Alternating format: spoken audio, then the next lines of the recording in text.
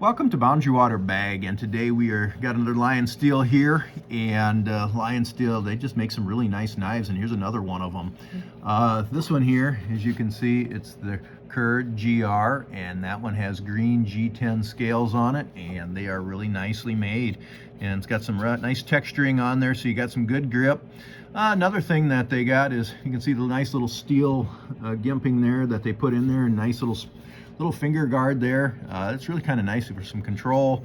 They've got the little part here, a little flicker there where you can take it off if you want, and the liner lock, nice piece of solid liner lock there. You know, just quick deploy. And if we go over on this side, you can see right here, it's that Sleipner steel that it's made out of, and they just do a nice job with it. The nice rounding on the blade here. Just a nice flat ground blade, decent size for doing some work. You know, if you look on the back here, a really nice, solid, I mean, hard spring clip on it. They do a real good job with those. And even here, this nice little liner here, and that's titanium, which is kind of a neat little feature to it.